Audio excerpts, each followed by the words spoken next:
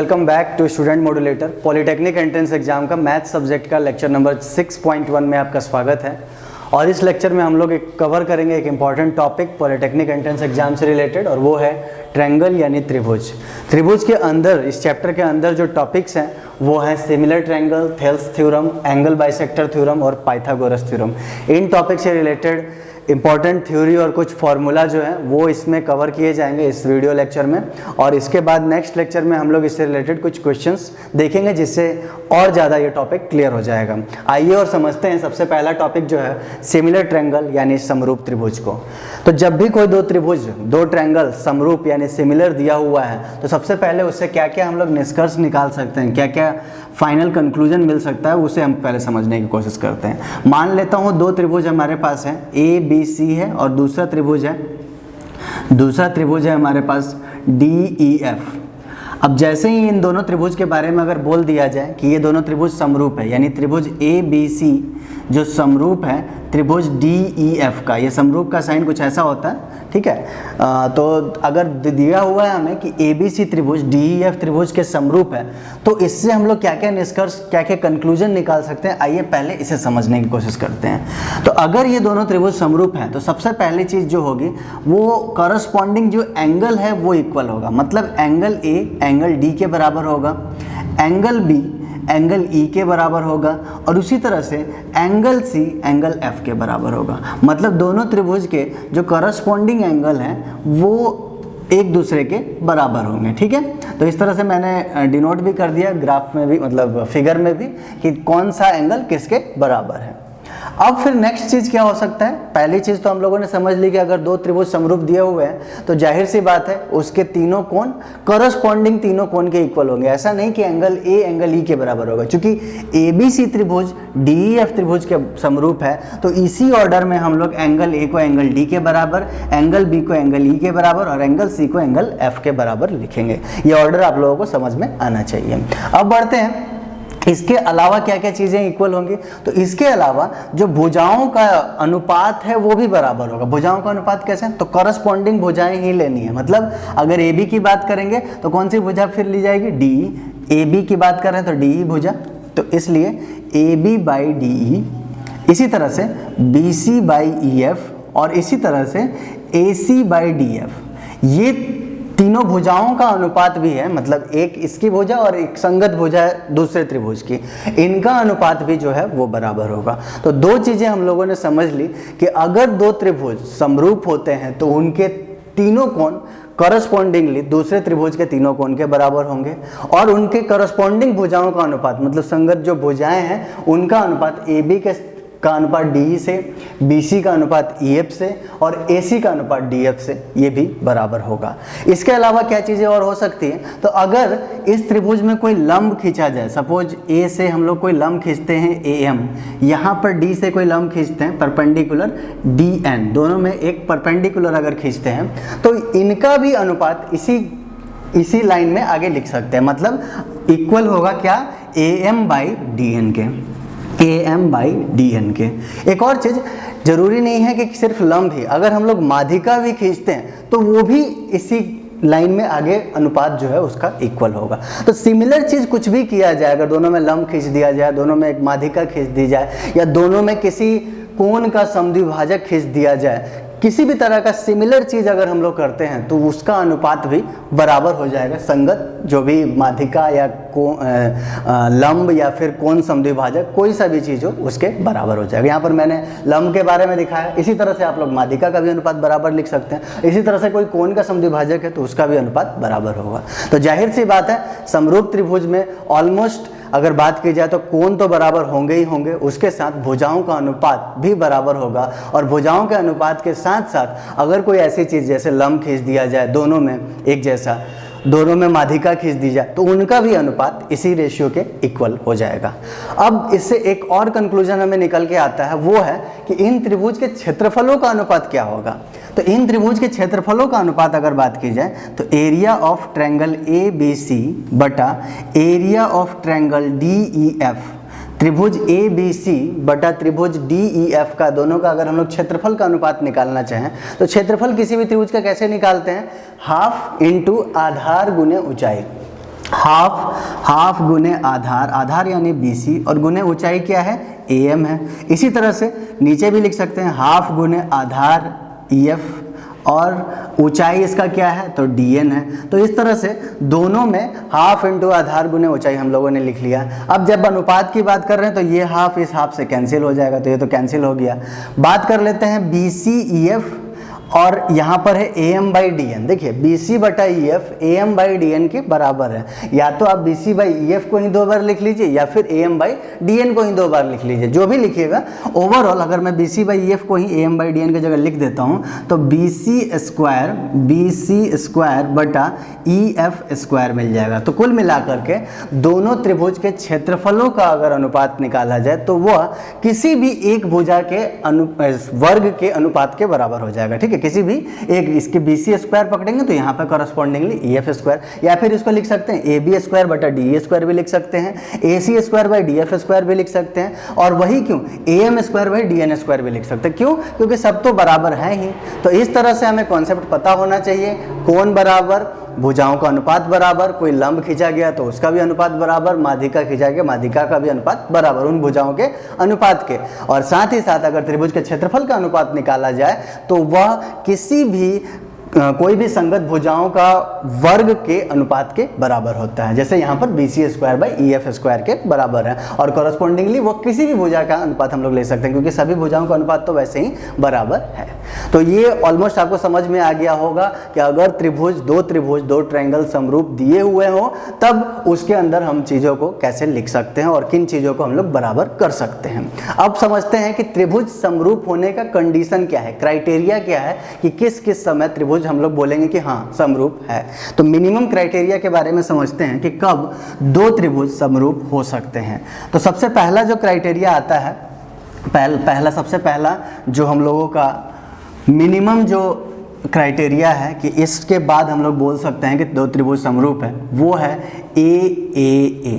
ठीक है, AAA मतलब अगर दो त्रिभुज फिर से मैं ड्रॉ कर ले रहा हूँ, ट्रायंगल ABC और दूसरा त्रिभुज ड्रॉ कर लेते हैं DEF। इन दोनों त्रिभुज की बात की जाए तो इन दोनों त्रिभुजों में अगर कोण, करस्पॉन्डिंग कोण पहले से बराबर दिए हुए हैं, मतलब एंगल A एंगल D के बराबर दिया हुआ है, एंगल A एंगल D के बराबर, एंगल B एंगल E के बराबर दिया हुआ है, एंगल C एंगल F के बराबर दिया हुआ है, तो हम लोग बोल सकते हैं कि ये दोनों त्रिभुज समरूप है। तो फर्स्ट कंडीशन जो है, क्राइटेरिया अगर बात की जाए तो पहला क्राइटेरिया है कि अगर AAA भी हो गया तो हम लोग बोल देंगे कि वो दोनों त्रिभुज समरूप हैं। अब इसके अलावा दूसरा क्राइटेरिया क्या हो सकता है, तो SSS भी हो सकता है। SSS का मतलब अगर त्रिभुज की भुजाओं का अनुपात बराबर है, मतलब AB बटा DE बराबर है BC बटा EF के बराबर है AC बटा DF के, ऐसा भी अगर दिया हुआ है, मतलब त्रिभुज के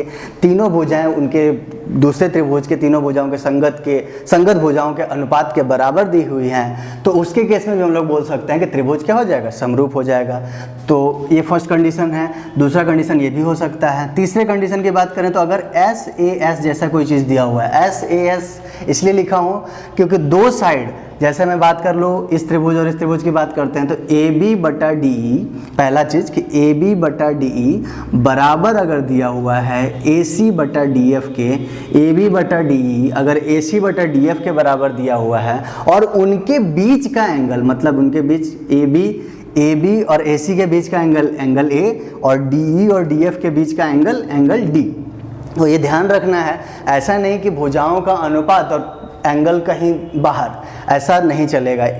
इस कंडीशन में हम लोग समरूप त्रिभुज नहीं बोल सकते हैं। समरूप त्रिभुज तभी बोलेंगे जब दो भुजाओं का अनुपात और उनके बीच बनने वाला कोण जो है वो बराबर हो, तभी हम लोग बोलेंगे SAS कंडीशन को सेटिस्फाई कर रहा है और इसके केस में ही त्रिभुज समरूप होगा।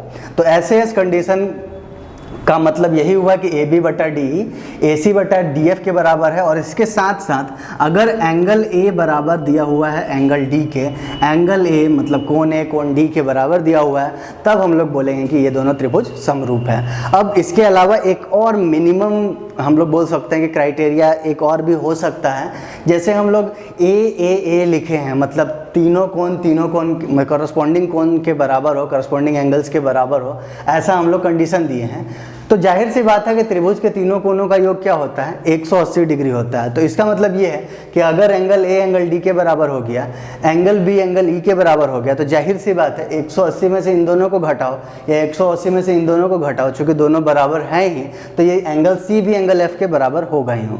तो इसका मतलब ये हुआ कि सिर्फ अगर ए भी कंडीशन सेटिस्फाई हो गया, मतलब एंगल सी बराबर एंगल एफ नहीं भी दिया हुआ है, तो जाहिर सी बात है चूंकि एंगल ए एंगल डी के बराबर और एंगल बी एंगल ई के बराबर है, तो दोनों का योग जो है angle A plus angle B, और फिर 180 में से जब उसको माइनस किया जाएगा तो जो एंगल सी मिलेगा वही एंगल एफ भी मिलेगा। तो इस कंडीशन में भी सिर्फ दो एंगल भी अगर करस्पॉन्डिंगली बराबर हैं तब भी हम लोग बोल सकते हैं कि समरूप त्रिभुज है, क्योंकि तीसरा तो बराबर होना ही है। तो इस तरह से हम लोगों ने कुछ कंडीशन देख लिया कि किस कंडीशन में दो त्रिभुज समरूप होंगे, और इससे पहले हम लोगों ने यह भी देख लिया था कि दो समरूप त्रिभुज अगर दिए हुए हैं तो क्या क्या चीज़ हम लोग बराबर लिख सकते हैं उसमें। तो आइए अब बढ़ते हैं अपने नेक्स्ट टॉपिक की तरफ, और नेक्स्ट टॉपिक है थेल्स प्रमेय यानी थेल्स थ्योरम। थेल्स प्रमेय बेसिकली क्या कहता है, आइए थोड़ा सा शॉर्टकट उसका रिव्यू देख लेते हैं कि जो एग्जाम पॉइंट ऑफ व्यू से, पॉलिटेक्निक एंट्रेंस एग्जाम के पॉइंट ऑफ व्यू से इंपॉर्टेंट है। तो ज़्यादा हम लोग थ्योरम के प्रूफ पे नहीं जाएंगे, सिंपली हम लोग केवल उस थ्योरम को समझते हैं कि अगर कोई ट्रायंगल, अगर कोई त्रिभुज है ए बी सी मान लेता हूँ, ठीक है, और बी सी के पैरेलल कोई एक रेखा खींच दी जाती है यहाँ पर डी ई, बी सी के पैरेलल कोई डी ई रेखा खींच दी जाती है, तो उसके केस में इसका जो अनुपात होगा, मतलब ए डी बटा डी बी, वह अनुपात बराबर होगा ए ई बटा ई सी के, ठीक है। यही थेल्स प्रमेय है। अगर D E parallel B C दे दिया है तो ए डी बटा डी बी बराबर होगा ए ई बटा ई सी के, ठीक है।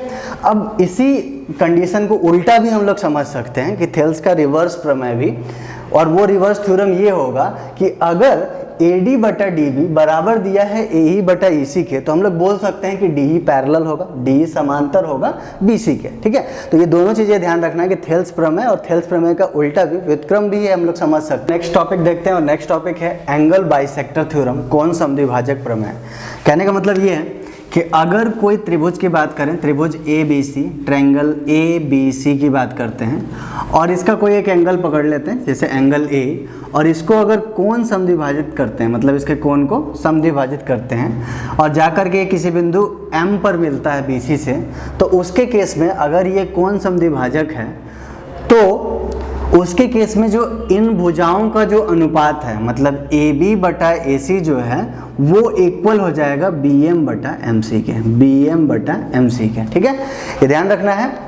अगर किसी त्रिभुज में हम लोग कोई कोण समद्विभाजक खींचते हैं तो कोण समद्विभाजक खींचने के फलस्वरूप जो रिजल्ट आता है वो ये आता है कि उनके जो दो भुजाओं का जो अनुपात है, उसी अनुपात में जो तीसरी भुजा है उसको वो बांटता है, ठीक है, डिवाइड करता है। तो AB बटा AC का जो अनुपात है वो इक्वल हो जाएगा BM बटा MC के। तो इस तरह से अगर इसका उल्टा भी देखा जाए, अगर किसी त्रिभुज के किसी एक भुजा से, त्रिभुज के एक किसी शीर्ष से अगर हम लोग कोई रेखा खींचते हैं जो कि तीसरी भुजा पर जाकर के मिलती है, और ये रेशियो अगर हमें मिल जाता है, मतलब AB बटा AC बराबर है अगर BM बटा MC के, तो हम लोग उल्टा भी बोल सकते हैं कि तो ये कोण जो है वो समद्विभाजित हुआ है, मतलब ये कोण जो है इक्वल है, ओके।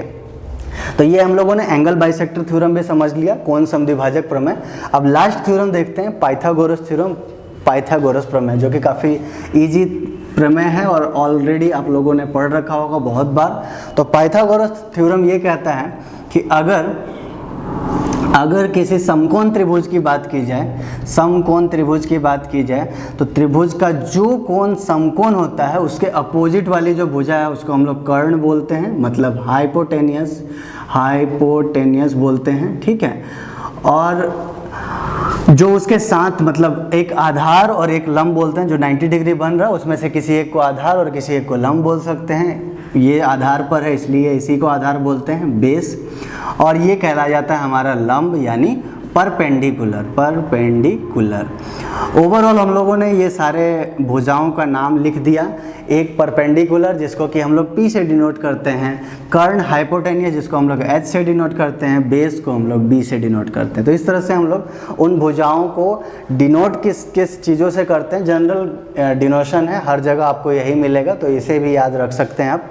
अब इसमें रिलेशन ये होता है कि अगर ये कोण समकोण है तो कर्ण का कर्ण का जो स्क्वायर है वह बराबर होता है लंब के स्क्वायर प्लस आधार के स्क्वायर के बराबर होता है, प्लस आधार का स्क्वायर। अगर डिनोशन के हिसाब से लिखा जाए तो एच स्क्वायर यानी हाइपोटेनियस का square equals to perpendicular square plus base square. तो इस तरह से किसी भी समकोण त्रिभुज के लिए हम लोग ये चीज़ लिख सकते हैं। ये एक फाइनल रिजल्ट है जिसको हम लोग बोलते हैं पाइथागोरस प्रमेय। पाइथागोरस प्रमेय का उल्टा भी समझ लेते हैं कि अगर किसी त्रिभुज में ऐसा कुछ रिलेशन मिलता है कि मतलब किसी एक भुजा का वर्ग बाकी दोनों भुजाओं के वर्ग के योग के बराबर, योगफल के बराबर है, मतलब किसी एक भुजा का स्क्वायर, एक साइड का स्क्वायर बाकी दोनों साइड के स्क्वायर के समेशन के इक्वल है, जो सम करने के बाद जो रिजल्ट आ रहा है उसके इक्वल है, तो उसके केस में हम लोग बोल सकते हैं कि जो भुजा के स्क्वायर के बराबर है उसके जस्ट अपोजिट जो कोण है वह एंगल 90 डिग्री होगा। तो इस तरह से हम लोगों ने पाइथागोरस प्रमेय का उल्टा भी समझ लिया क्या होता है। और आई होप ये सारे जो टॉपिक्स आज हम लोगों ने कवर किए इसको आपने अच्छी तरह से सुना होगा, अच्छी तरह से समझा होगा, और ये टॉपिक ऑलमोस्ट आपका थ्योरी पार्ट इसका क्लियर हो गया होगा, और कुछ फॉर्मूला जो आज हम लोगों ने समझा वो फॉर्मूला भी आपको अच्छी तरह से समझ में आया होगा। इस सभी टॉपिक से रिलेटेड क्वेश्चंस एग्जाम में पूछा जाते हैं पॉलिटेक्निक एंट्रेंस एग्जाम में, तो इससे रिलेटेड कुछ क्वेश्चंस हम लोग नेक्स्ट वीडियो में कवर करेंगे, और उसके बाद ये टॉपिक और ज़्यादा क्लियर हो जाएगा जो कि आपके आने वाले एग्जाम के लिए काफ़ी यूजफुल होगा। So thank you so much for watching this video and keep watching our video series. Thank you.